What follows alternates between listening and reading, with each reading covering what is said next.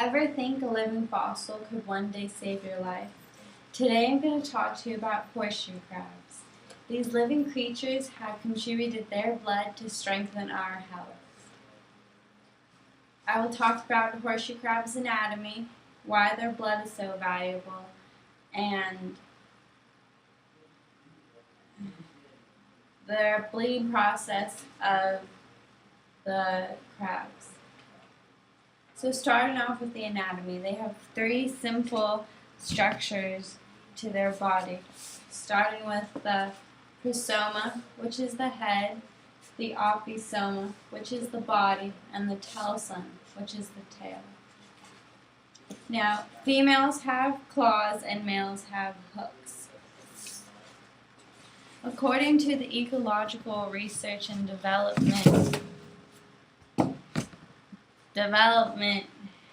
Group, horseshoe crabs aren't like horseshoe crabs or crabs at all, but they're rather more like spiders and scorpions.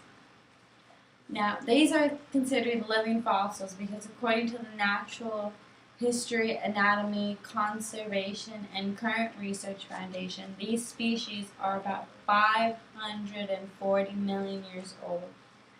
Now, that has led evolution to allow their immune system to perfect, and that leads me on to my second main point, why their blood is so valuable.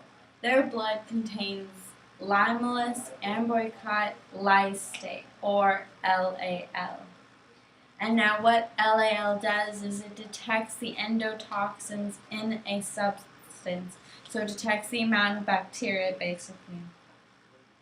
Now, according to the Woods Hole Marine Biological Laboratory, these creatures have many slits and bacteria can get easily in them. And when bacteria gets in them, their blood clots the bacteria and fights off the bacteria almost completely.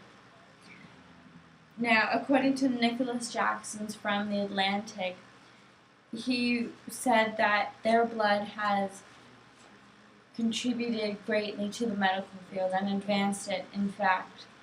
And that leads to prosthetics, surgical implants, surgical tools, even drugs. And all of this has to be certified by the FDA, but before it's certified by the FDA, it has to be tested LAL to make sure there is only a minimum amount of bacteria, so the drugs or surgical tools or prosthetics do not kill us.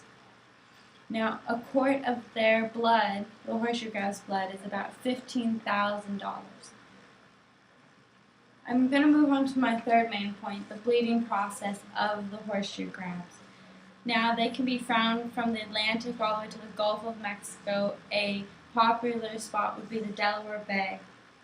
And they are nocturnal, so they are picked up and taken at sunrise or sundown. Now, the process of collecting the crabs and bleeding the crabs is all done by the Ecological Research and Development Group run by Dr. Thomas Nowosky.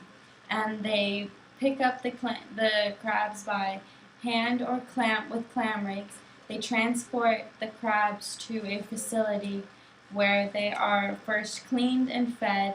Then they are folded and strapped to a metal bleeding table, and they are bled, and about 100 milliliters of their blood is poured into a sterilized bottle.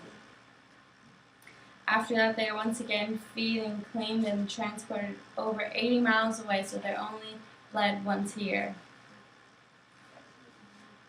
So today I have talked to you about a horseshoe crab's anatomy, why their blood is so valuable, and the bleeding process of the horseshoe crab. Never forget that these 540 million-year-old creatures have saved millions of lives.